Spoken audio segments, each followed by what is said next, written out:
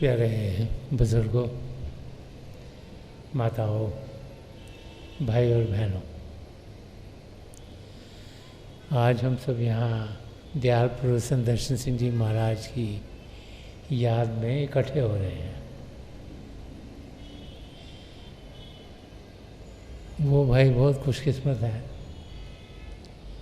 जिन्होंने शारीरिक रूप से संदर्शन सिंह जी महाराज के दर्शन किए। वो हमारे अंग संग हैं। वो ज़िंदगी के मकसद को हमें समझाया करते थे और यही समझाया करते थे कि ज़िंदगी का मकसद जो अपने आप को जानना है और पिता परमेश्वर को पाना है, वो प्रेम के रास्ते पर चलकर ही पाया जाएगा। उनकी ज़िंदगी प्रभु के प्रेम से भरपूर थी, जो रूहानियत का रास्ता है, जो अध्यात्म का रास्ता है, जो प्रभु के प्रेम का अनुभव करने का रास्ता है। उस रास्ते पर वो खुद चलते थे और चाहते थे कि हम सब भी उसी रास्ते पर चलें। एक जगह उन्होंने फरमाया कि खुदा से इश्क किया, आदमी से प्यार।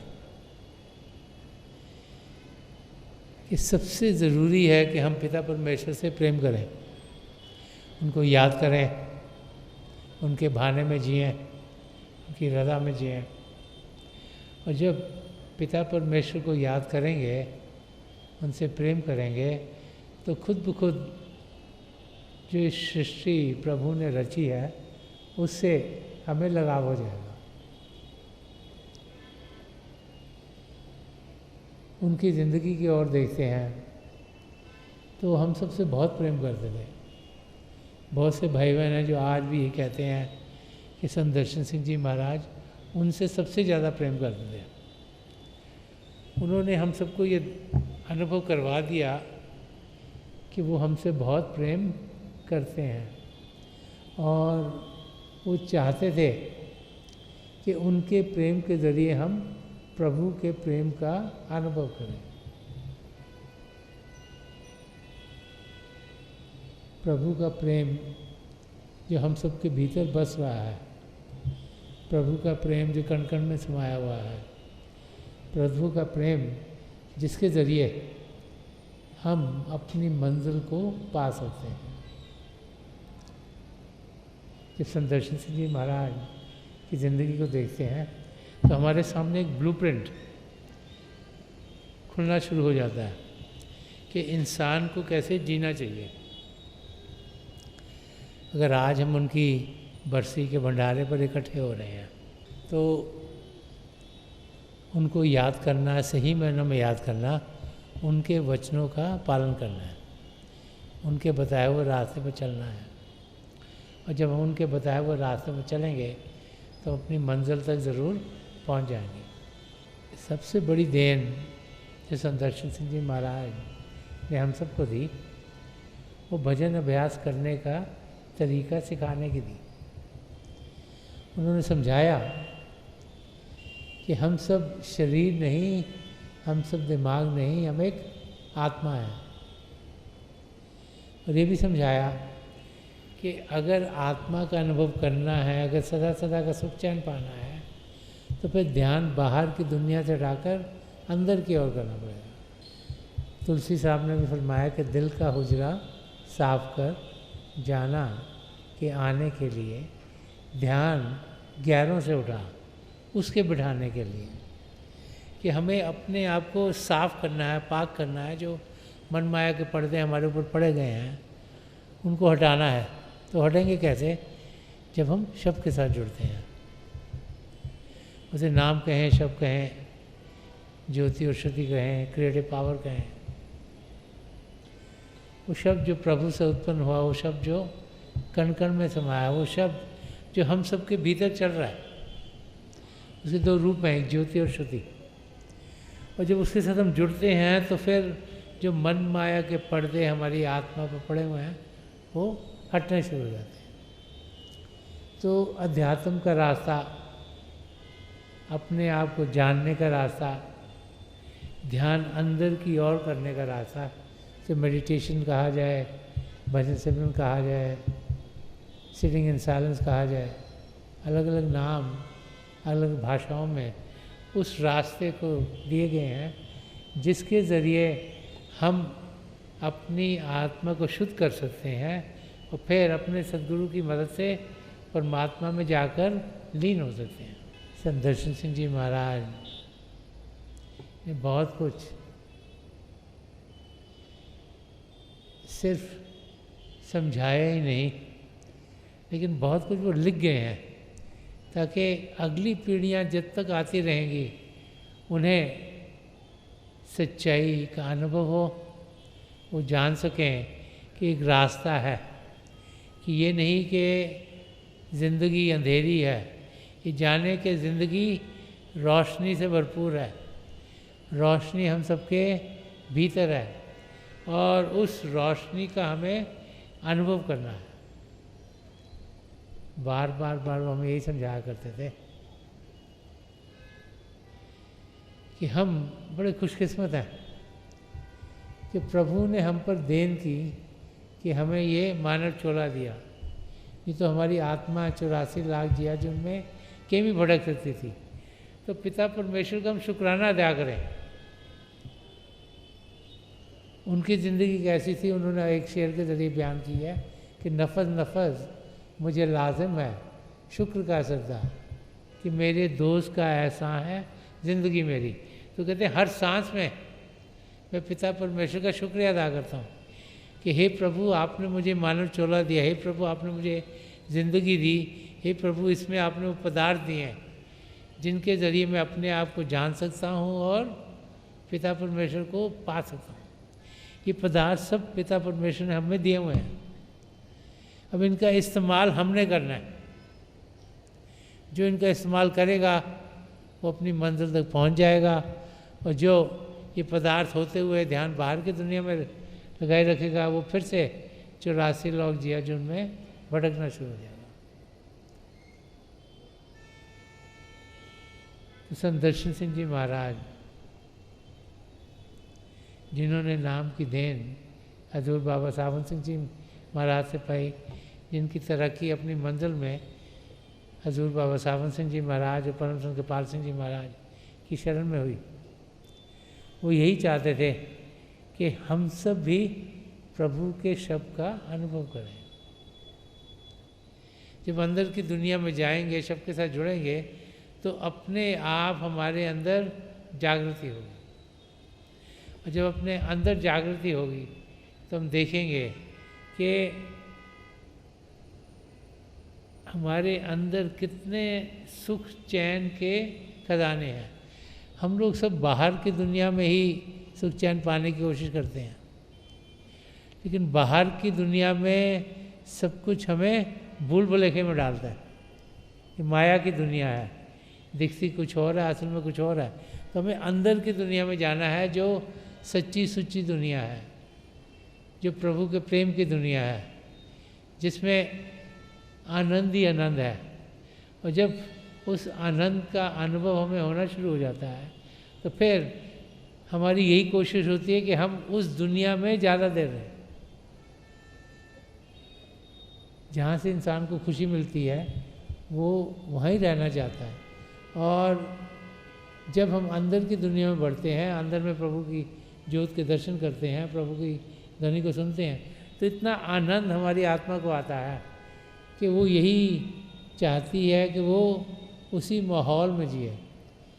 और फिर जब वो अभ्यास करके मुड़ते भी हैं तो वो जो खुशियाँ, जो आनंद हमें मिली है, वो हमारे अंग संग सदा सदा के लिए रहते हैं। तो संत दर्शन सिंह जी महाराज चाहते थे कि हम उन खुशियों का अनुभव करें। उन्हें मालूम था कि एक बारी हम उन खुशियों को पाना शुरू कर देंगे तो बार बार बार हम उसी अवस्था में जाना चाहेंगे। संत दर्शन सिंह जी महाराज ने कई किताबें लिखी, कई उनके सत्संग हैं, ऑडियोज़ हैं, वीडियोज़ हैं, कई दौरे करे उन्होंने दुनिया के, और आज हम देखते हैं कि दुनिया के कोने कोने में लोग भजन सिमरन कर रहे हैं, मेडिटेट कर रहे हैं। वो रास्ता जो परम संत कृपाल सिंह जी महाराज ने खोला था, वो ऐसे महापुरुष थे जो पहली बार हिंदुस्तान से बाहर, जो सन्मत का रास्ता है, जो द्वितीय और श्रुति से जुड़ने का रास्ता है, उस खजाने को हिंदुस्तान से बाहर लेके गए थे। और फिर संत दर्शन सिंह जी महाराज 4 बार ही बाहर गए दुनिया के अलग अलग देशों में, और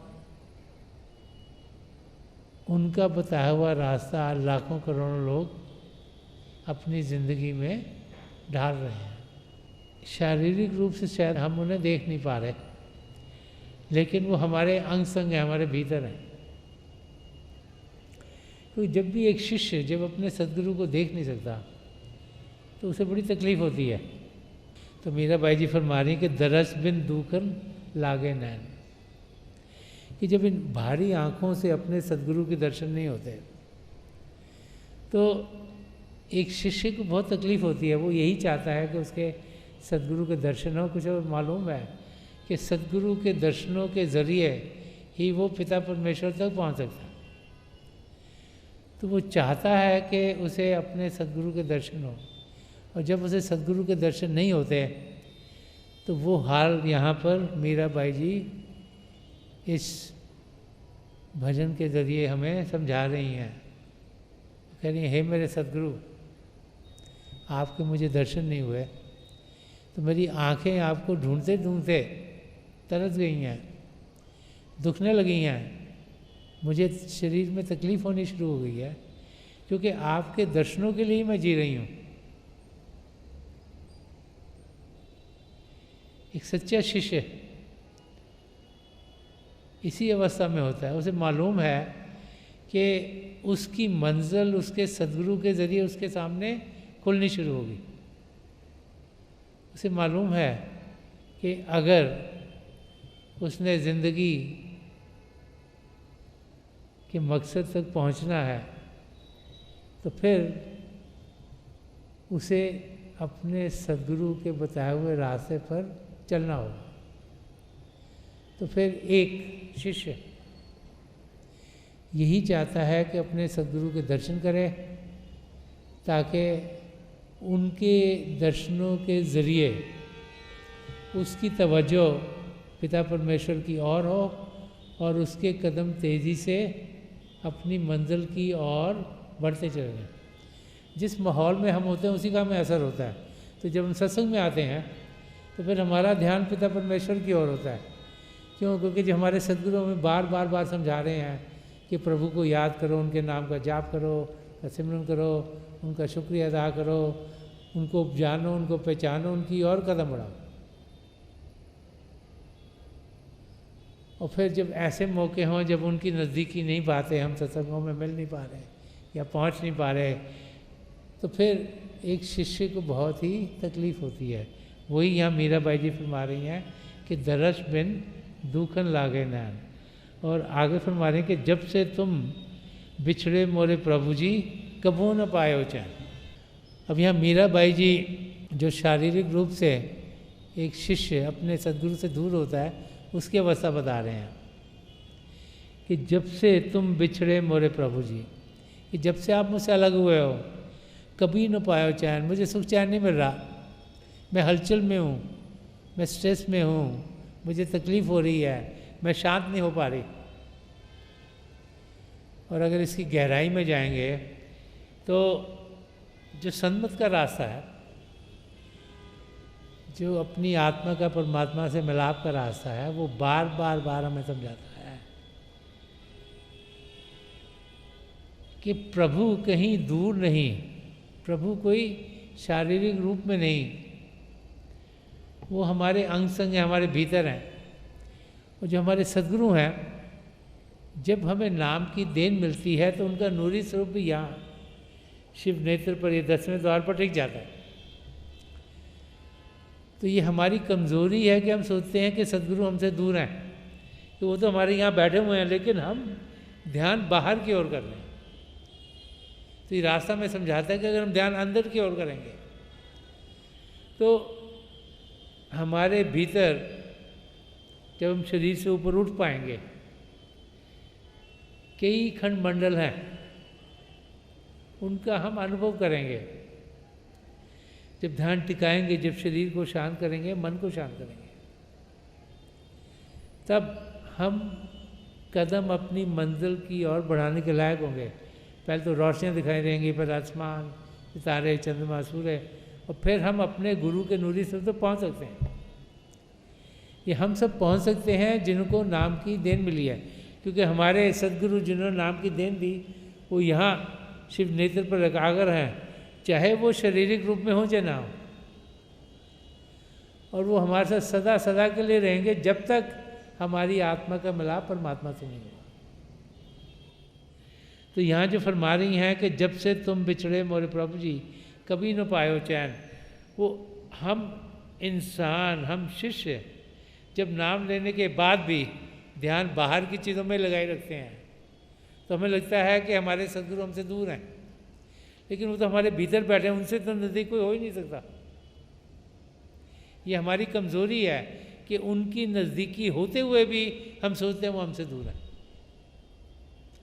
हमारे अंग संग हैं, हमारे भीतर हैं, हमें ध्यान उनकी ओर करना है, और अगर करेंगे तो फिर ना कोई तकलीफ, ना कोई हलचल, उनके अंग संग होंगे तो प्रेम ही प्रेम है, शांति शांति है, आनंद ही आनंद है। जब हम महापुरुषों की ज़िंदगी को ओर देखो तो उनकी ज़िंदगी आनंद में गुजरती है, क्योंकि उनका ध्यान अंदर की ओर होता है। बाहरी रूप से हम इंसानों ने चाहे उनको बड़ी तकलीफ़ें दी हों, लेकिन वो अंदर से एक आनंद की अवस्था में जी रहे होते हैं,